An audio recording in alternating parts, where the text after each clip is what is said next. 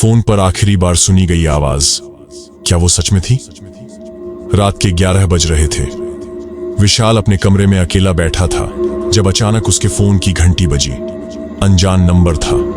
उसने अनमने ढंग से कॉल उठाई। हाँ हेलो विशाल।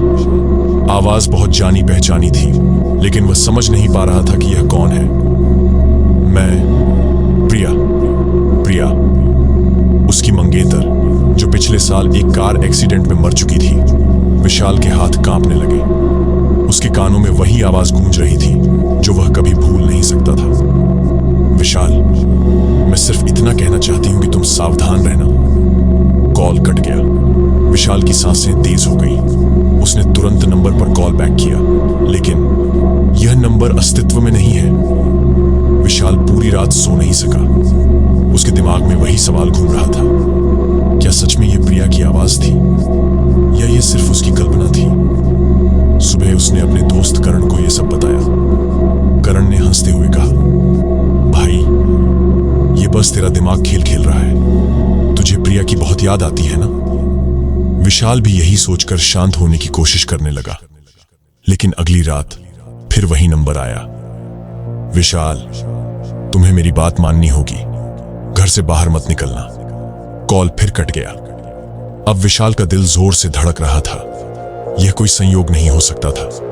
सुबह होते ही विशाल ने पुलिस को इसकी जानकारी दी। पुलिस ने जांच शुरू की, लेकिन वह नंबर कहीं रजिस्टर्ड ही नहीं था। इसी बीच उसकी मां ने कहा कि उन्हें किसी मंदिर जाना है और विशाल को उन्हें ले जाना होगा। विशाल को अचानक पिछली रात की कॉल याद आई। घर से बाहर मत निकलना। उसने मां को रोकने की कोशिश की, लेकिन वह नहीं मानी। मजबूर होकर वह उनके साथ कार में बैठ गया। जैसे ही वे हाईवे पर पहुंचे, एक ट्रक अचानक उनकी गाड़ी की तरफ तेजी से बढ़ने लगा। विशाल ने जोर से ब्रेक लगाया, लेकिन बहुत देर हो चुकी थी। भयावह टक्कर हुई। कुछ मिनट बाद जब विशाल की आंखें खुली तो वह सड़क के किनारे पड़ा था। उसकी मां बेहोश थी, लेकिन जिंदा थी। उनकी कार पूरी तरह से चकनाचूर हो गई थी। उसी वक्त उसके फोन पर फिर से कॉल आया। मैंने कहा था ना, बाहर मत निकलना। इस बार आवाज ठंडी थी, लेकिन विशाल को लग रहा था जैसे उसमें संतोष की भावना हो। प्रिया? विशाल ने कांपते हुए पूछा। कॉल कट चुका था। बाद में पुलिस जांच में पता चला कि ट्रक के ब्रेक फेल हो गए थे, और अगर विशाल कुछ सेकंड पहले ब्रेक नहीं लगाता तो वे दोनों बच नहीं पाते। विशाल को अब यकीन हो चुका था, कोई न कोई प्रिया की आत्मा के रूप में उसे चेतावनी दे रहा था।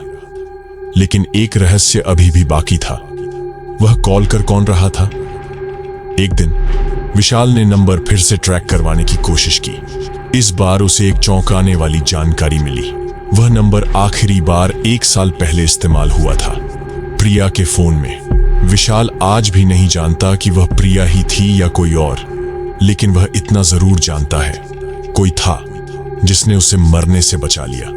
और आज भी कभी कभी रात के 11 बजे उसका फोन बजता है। विशाल, तुम ठीक तो हो?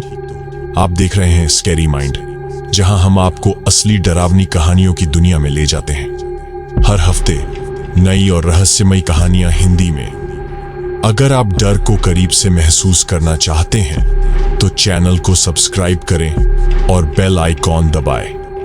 डर के सफर पर साथ चलें। स्कैरी माइंड, डर को नया नाम।